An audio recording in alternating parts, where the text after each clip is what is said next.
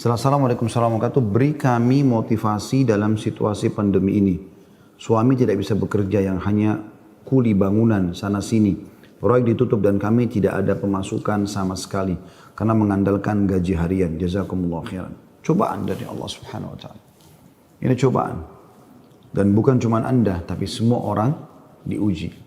Lalu bagaimana cara kita melewati cobaan, teman-teman sekalian? Saya coba berikan beberapa kiat. Yang pertama, Anda yakin kulla yusibana illa ma kataballahu lana. Allah mengatakan dalam Al-Quran, ya, katakanlah kami tidak akan ditimpa kecuali dengan apa yang sudah Allah catatkan buat kami. Memang Allah takdirkan di detik ini, di waktu ini sedang ada cobaan seperti itu. Tetapi ini harus dikemas dengan ayat yang lain, yaitu inna ma'al usri yusra, ya. Fa inna ma'al usri yusra. Sungguhnya di setiap kesulitan akan ada kemudahan, di setiap kesulitan pasti ada kemudahan. Jadi saya yakin Anda masih banyak memiliki kemudahan. Seperti misalnya Anda masih bisa bernafas, masih bisa melihat, masih bisa mendengar gitu kan. Dan Allahu a'lam, mungkin Anda juga sampai hari ini 8 hari Ramadan Anda masih bisa, ya, hidup, puasa, makan dan seterusnya. Tapi mungkin kekurangan karena pendapatan yang biasa rutin datang ini sudah nggak ada. Mungkin juga Allah Subhanahu wa taala menggerakkan beberapa hamba-hambanya yang memenuhi kebutuhan Anda. Teman-teman, coba bergantung kepada Allah Sang Pencipta. Dan jangan ragu tentang masalah itu. Bergantung kepada Allah Subhanahu wa taala. Saya ingin berbagi sebuah kisah. Menukil sebuah kisah seseorang yang sangat susah hidupnya. Dari orang-orang, kisah klasik dulu tentunya. Dia sangat susah sekali hidupnya. Dan saking susahnya sampai dia bilang, dia ceritakan dirinya, saya cuma hidup dari pendapatan harian saya. Dia bilang satu waktu saya keluar ingin mencari rezeki. Pada hari itu betul-betul tidak ada sumber rezeki. Kenapa yang saya dapat hari itu yang dipakai makan gitu. Dia bilang saya sudah keliling sana sini tidak ada makanan. Dan sampai saya tidak pulang ke rumah sampai di awal malam selepas Isya lebih. Istri sama anak saya sudah menunggu. Kemudian saya pun pulang ke rumah. Begitu pulang ke rumah, dibuka pintu, disambutlah oleh anak dan istri dengan harapan selain menemui saya juga mereka berharap bisa ada makanan dan minuman seperti biasa. Tapi karena istri saya melihat di tangan saya tidak ada sama sekali bekal apa-apa, maka saya pun duduk, kemudian diberikan air putih, lalu dia bertanya, apa hari ini nggak ada bekal makanan? Lalu saya menjawab, sama sekali saya nggak temukan pekerjaan. Saya tidak tahu harus mencari di mana lagi. Lalu kata istrinya, lalu apakah kita harus tidur dalam kondisi kelaparan? Saya sama anak-anak betul-betul belum makan sama sekali dari pagi gitu. Maka kata dia, baik, saya istirahat sejenak, baru saya akan keluar cari rezeki lagi. Mudah-mudahan malam ini Allah berikan kepada kita. Kata istrinya, baiklah kalau gitu. Subhanallah, tanpa mengenal letih, laki-laki yang soleh ini dia keluar dari rumahnya. Dan waktu dia keluar, sudah masuk, kalau kita sekarang jam 12 malam. Zaman dulu, belum ada lampu kayak kita sekarang. Mungkin di jam 10 malam aja kalau kita sekarang itu sudah, zaman dulu orang sudah tidur semua. Gelap. Maka dia pun jalan, dia tidak tahu mau kemana sambil dia berdoa kepada Allah SWT, ya Allah, kemana langkah kakiku ini? Aku sendiri belum makan seharian, anak istriku juga belum makan. Berikanlah kami rezeki. Sambil berjalan, dia bilang mata saya tiba-tiba melihat sebuah masjid. Di sekitar rumahnya, tidak jauh dari rumahnya. Gelap, nggak ada lampu kan. Zaman dulu belum ada lampu, orang pakai sumbu, pakai minyak, dinyalakan, kemudian baru terang. Itu pun sangat kecil penerangannya sebagaimana kita tahu kalau pakai sumbu. Maka dia coba nyalakan api, menyala, kemudian dia wudu, dia sholat. Dia tidak tahu harus buat apa lagi. Mulai ada sholat, habis sholat dia berdoa kepada Allah Subhanahu wa taala supaya dimudahkan, dikasih rezeki, dikasih segala macam dan dikeluarkan dari masalah kemiskinan ini. Setelah itu subhanallah terjadi pada malam itu, penguasa di wilayah itu, kalau kita bisa bahasakan rajanya, gelisah nggak bisa tidur dan seperti orang ketakutan akan meninggal dunia. Hatinya terdorong untuk bersedekah. Maka dia mengambil beberapa kantong isinya emas, kan? Lalu dibawa sama dia dan dia bilang, ya Allah, hatiku sangat gelisah, aku takut meninggal sementara aku masih belum memiliki bekal yang cukup bertemu denganmu. Maka izinkanlah hambamu ini bersedekah di jalanmu. Dia bawa berapa banyak karung yang dia bisa bawa, karung-karung kecil, bungkusan emas semuanya.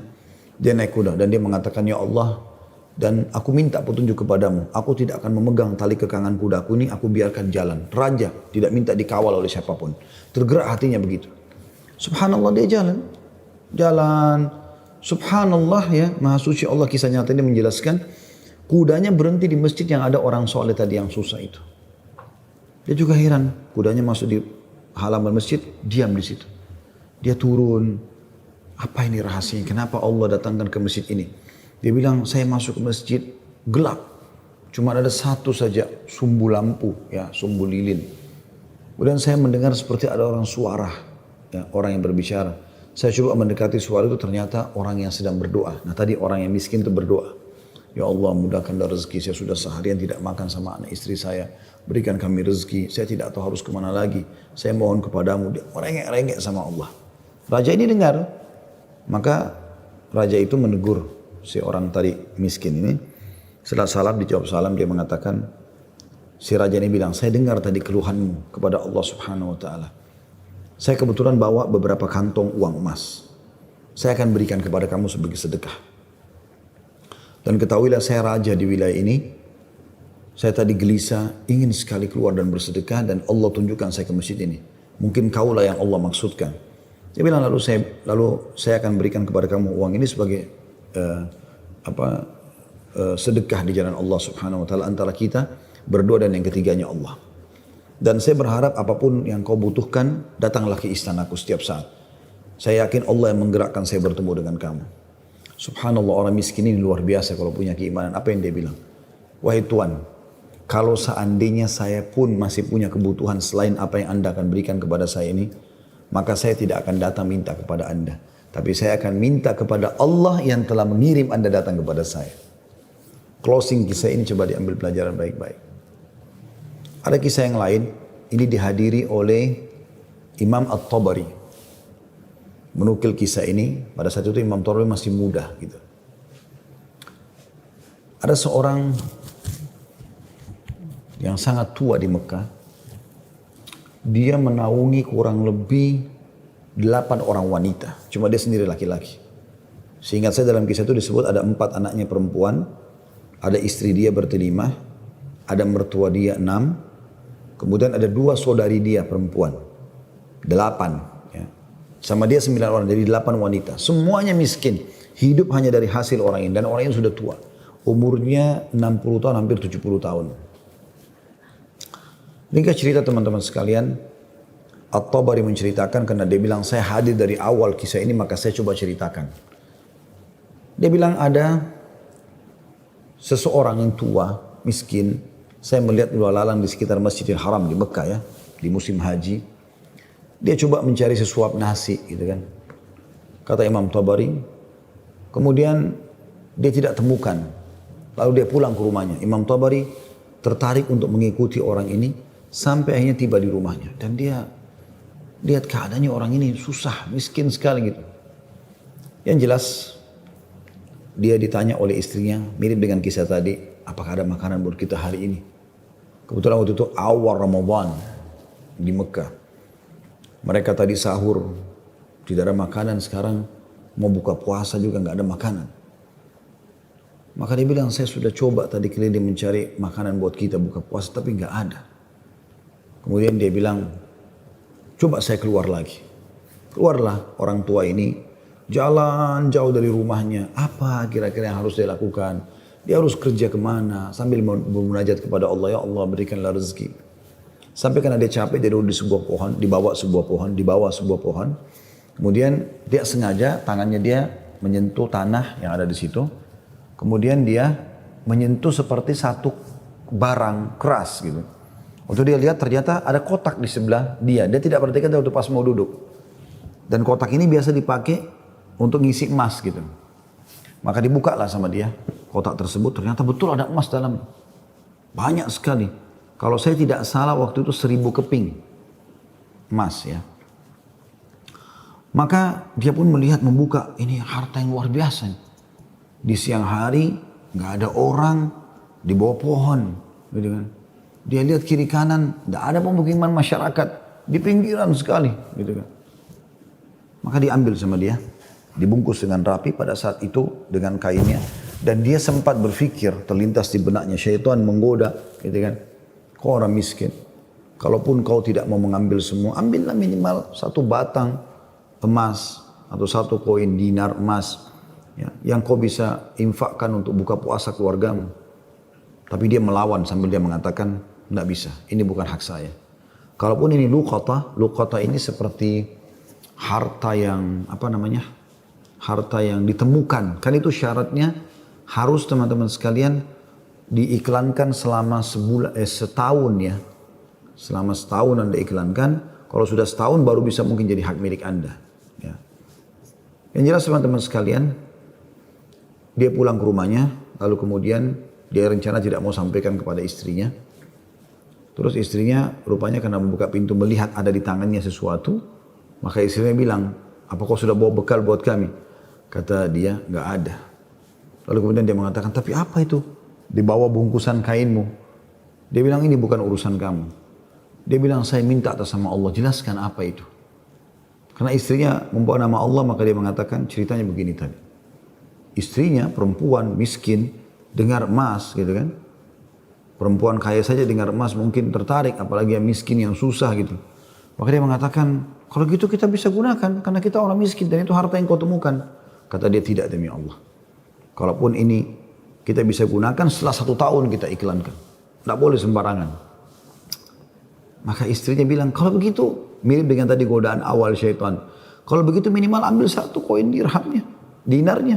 Kita pakai buka puasa. Halal buat kita sekarang, kita ini miskin sekali, nggak bisa apa-apa. 8 orang kau harus naungin sekarang.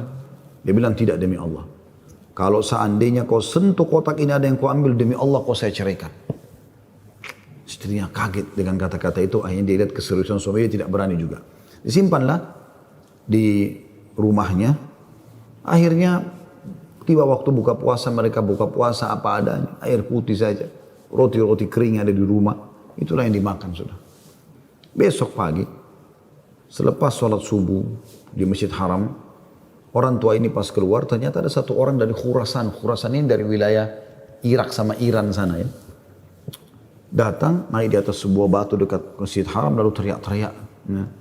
Dia mengatakan, wahai muslimin, wahai orang-orang yang sedang haji, wahai hamba-hamba Allah, saya kehilangan sebuah kotak emas, kotak isinya 1000 dirham emas, 1000 dinar emas. Siapa yang menemukan, tolong kembalikan kepada saya dan semoga Allah balas kebaikannya dengan pahala dan pengampunan dosa, peninggian derajat dan seterusnya. Rupanya si orang tua ini dengar, kotak ini dia yang temukan kemarin, tapi dia juga butuh. Maka dia mengatakan, wahai Khurasani, Khurasani kayak orang dari Khurasan, dia tahu ini dari Khurasan, mungkin dari face wajahnya gitu kan, mirip-mirip orang Khurasan. Wahai Khurasan, kalau ada orang yang temukan, berapa kau kasih dia? Kemudian kata orang tersebut gitu kan, Khurasan itu, berapa kira-kira dia minta? Kata orang tua ini, minimal kau kasih dia setengahnya. Kata orang Khurasan, tidak bisa. Kalau begitu, kasihlah berapa yang kau mau. Mungkin 1/10-nya. 10% maksudnya. Kata orang Khurasan, tidak bisa. Dia kembalikan karena Allah dan saya doakan supaya dapat pahala di sisi Allah. Dia miskin. Ini hari kedua Ramadan. Sahur dan buka puasa kemarin pas-pasan cuma dengan roti kering dengan air putih. Sudah tua, umurnya hampir 70 tahun. Mau kerja di mana? Di rumahnya sudah ada emas yang begitu banyak. Godaannya luar biasa. Ya. Ini teman-teman mohon maaf agak panjang saya sampaikan dan saya jawab pertanyaan ini karena saya melihat memang ini permasalahan yang dihadapin sekarang ya. Dan butuh jawaban secara keimanan. Apalagi tadi petanya tadi minta semacam motivasi apa yang bisa disampaikan. Jadi saya harus menyampaikan kisah ini. Mudah-mudahan teman-teman yang sedang menghadapi PHK, lagi susah kayak tadi ibu ini berkeluh kesah, suaminya hanya kuli bangunan, sekarang lagi berhenti dan segala macam. Insya Allah diberikan jalan keluar. Baik, kita kembali ke kisah tadi teman-teman sekalian. Maka orang ini pulang ke rumahnya lalu dia mengatakan, wahai istriku, aku sudah temukan pemilik emas ini. Kata istrinya, alhamdulillah kalau begitu. Bagaimana perkembangan? Tapi saya minta sama dia supaya dia bayar sesuatu. Terus negosiasi dia tanya mau berapa, saya bilang sekitar setengahnya, dia nolak, ya sepertiganya menolak, seperempatnya menolak, sampai saya terakhir tekankan sepersepuluhnya saja, dia juga nggak mau. Dia hanya mau doakan saja. Kata istrinya, coba kau kembali ke dia, siapa tahu dia masih mau negosiasi. Ya kan? Dia bilang baiklah. Dia kembali lagi, ketemu lagi sama orang tadi, gitu kan, di hari yang ketiga sekarang. Maka orang itu sama orang Khurasan naik ke atas batu yang sama dekat Masjid Haram. Wahai muslimin, wahai orang-orang yang haji, wahai hamba-hamba Allah, ada nggak menemukan peti saya isinya 1.000 dinar emas, gitu kan? Semoga Allah berikan dia kedudukan, Allah ampuni dosanya, angkat derajatnya dan seterusnya, didoakan gitu. Datang lagi orang tua ini mengatakan, wahai Khurasan, saya sudah bilang sama kau kemarin, berilah upah. Mungkin kalau kau tawarkan upah, orangnya mau mengembalikan penemunya. Kata dia, berapa paman saya kasih? Dia bilang, saya bilang kemarin 1/10. Orang sana mengatakan, enggak, saya enggak mau. Kalau begitu, berikan dia 1 saja. 1%, 1 saja. Ya, dinar itu, yang dia bisa pakai setengahnya, dia sedekahkan untuk beri makan orang-orang susah di sekitar haram, setengahnya lagi dia pakai buat kebutuhan keluarganya. Orang Khurasan ini diam lalu mengatakan, tidak demi Allah. Jadi luar biasa, dia nggak mau kasih.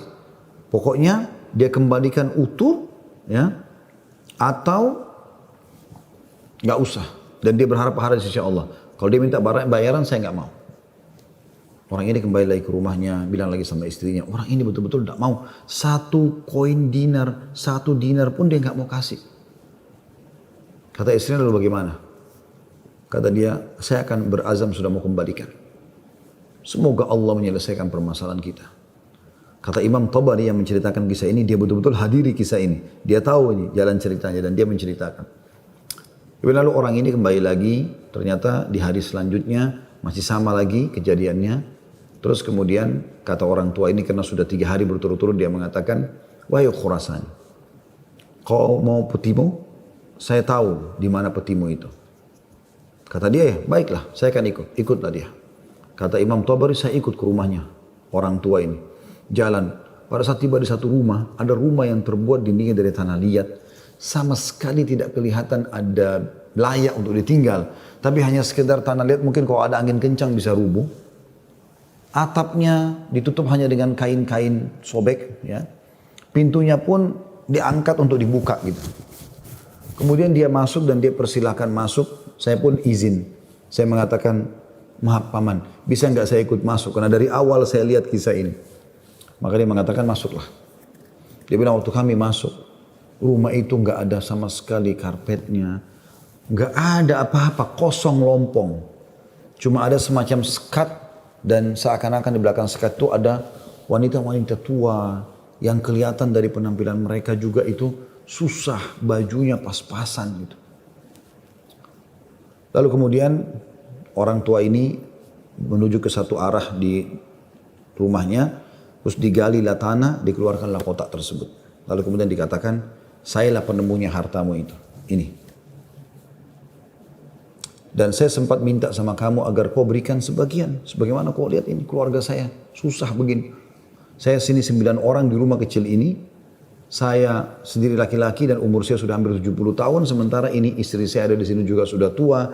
Ada mertua saya, ada 2 saudari saya, ada 4 anak saya. Mereka semua miskin. Gitu kan. Maka orang Khurasan itu mengatakan, dia buka, dia periksa, ternyata masih utuh 1.000. Dia mengatakan, tidak. Saya tidak akan memberikan apa-apa. Lalu kemudian dia angkat, lalu dia keluar. Saya cuma bisa doakan kamu kebaikan. Waktu dia keluar, kata Imam Tabari, semua perempuan-perempuan tadi yang tua-tua ini ada, yang memang bajunya lusuh. Seperti orang yang menggigit jari dan kaget ada orang diberikan kembali 1.000 dinar, tidak dibayar sedikit pun. Dan tokoh kita ini luar biasa, dia hanya mengatakan inna lillahi wa inna ilaihi raji'un. Dah, kalimat istirja, ini musibah. Ya, sudah mendapatkan apa dan dia betul-betul jujur, dia jaga, dia enggak ambil karena takut kepada Allah SWT. Dia bilang sementara itu, kata Imam Tabari bilang, saya tidak tahu mau bilang apa.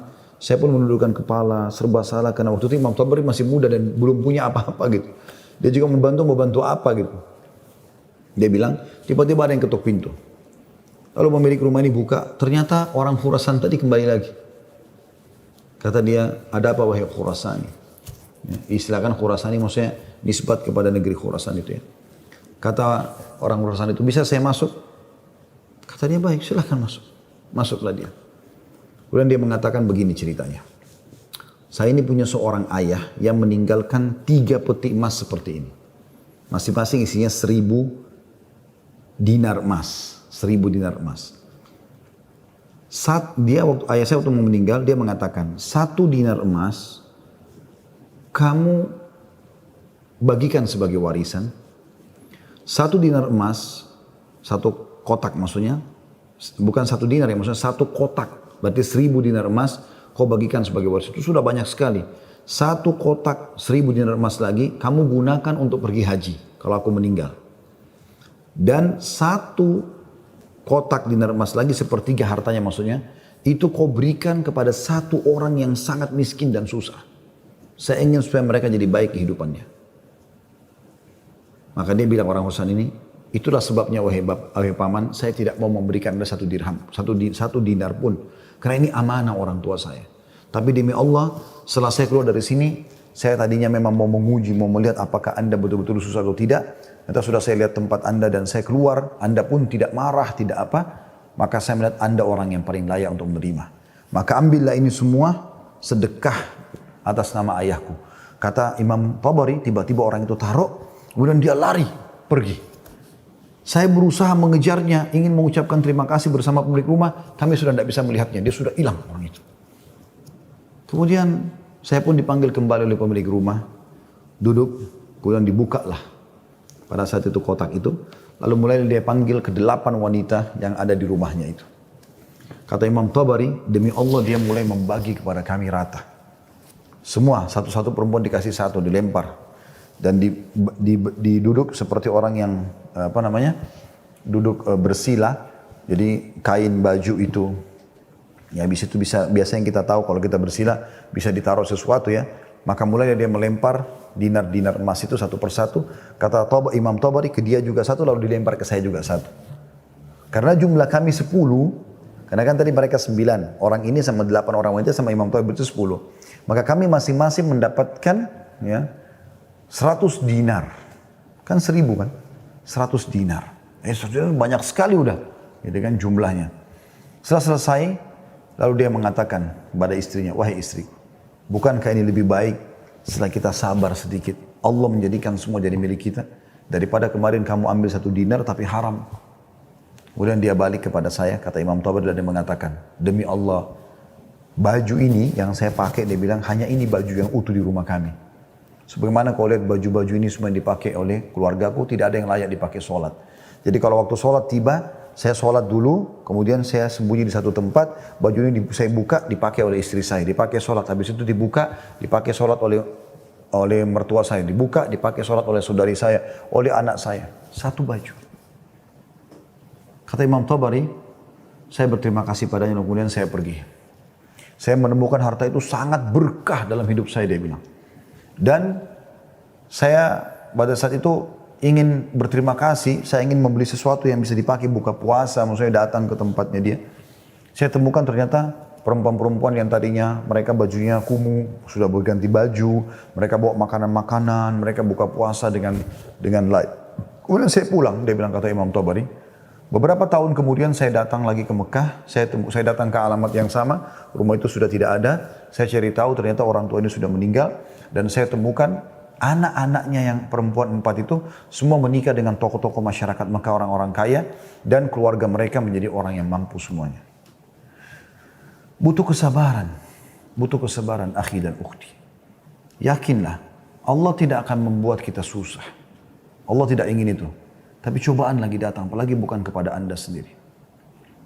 Selanjutnya juga saya sarankan sunnah Nabi SAW, kalau kita sedang diberikan cobaan, lihat orang yang di atas kita. Lihat orang yang lebih susah. Kalau kita pincang, na'udzubillah, puntung kakinya 1, lihat orang yang puntung kakinya dua. Puntung kakinya dua, lihat orang yang juga puntung tangannya. Puntung kaki dan tangannya, lihat orang yang buta. Selalu orang yang lebih susah. Sehingga kita selalu tahu nikmat Allah begitu besar kepada kita. Kadang-kadang teman-teman saya lihat ada orang berkeluh kesahnya luar biasa, padahal sebenarnya masalahnya kecil dalam hidupnya. Masalahnya masih bisa dia laluin, tapi dia besar-besarkan masalah itu. Sehingga akhirnya dia tidak bisa melalui cobaan dengan baik. Apa kata Umar radhiyallahu anhu tentang masalah ini? Orang yang Allah berikan cobaan kepada dia dan pasti Allah akan uji hamba-hambanya. Sebagaimana Allah jelaskan dalam surah Al-Baqarah, ya, ayat 155 ya. A'udzubillahi minasyaitonirrajim. وَلَنَبْلُوَنَّكُمْ بِشَيْءٍ مِنَ الْخَوْفِ. Kami pasti akan menguji kalian dengan sedikit takut. Minal khawfi wal ju', rasa lapar. Wa naqsi minal amwali wal anfusi wath thamarat, dan kekurangan jiwa. Yang orang kita cintai meninggal, harta juga kurang, hasil panen juga kurang, pekerjaan tidak ada, di PHK kayak sekarang masa pandemi. Wa basyirus sabirin, dan sampaikan kepada orang-orang yang sabar. Siapa mereka ya Allah? 156-nya. Alladzina idza asabathum musibatun qalu inna lillahi wa inna ilaihi raji'un. Mereka yang kalau ditimpa musibah mereka mengatakan kami milik Allah, kami akan kembali kepada Allah. Lalu Allah bilang apa? Ulaika, mereka lah. Alaihim salawatu min rabbihim wa rahmah. Mereka akan dapat ya jalan keluar dan rezeki dari Tuhan mereka. Wa ulaika humul muflihun, dan mereka adalah orang-orang yang beruntung, gitu kan? Jadi sini teman-teman sekalian, Anda sabar dalam melaluinya dan lihat orang yang lebih berat. Insya Allah akan ada jalan keluar. Tidak mungkin tidak. Yang penting teman-teman, di saat kita lagi genting, terus bergerak. Terus berusaha, terus ikhtiar. Terus berdoa kepada Allah SWT. Saling dukung-menukung, jangan saling menyalahkan. Jangan Anda menyalahkan suami yang mungkin lagi stres juga pengen cari kerjaan. Jangan juga suami berhenti total dari usaha. Apa saja. Mungkin rezeki Anda ada pada tetangga Anda, mungkin ada rumah yang mewah, yang bagus di dekat rumah, tawarkan diri. Betul-betul masa pandemi ini saya kuli bangunan, saya nggak bisa kerja apa-apa, rumah saya di sebelah sini. Ada yang bisa saya kerjakan, bersihin kebun kah, ke taman kah, di sini. Apalah ya, cuci mobil, kan bisa apa saja. Coba, mungkin rezeki di situ.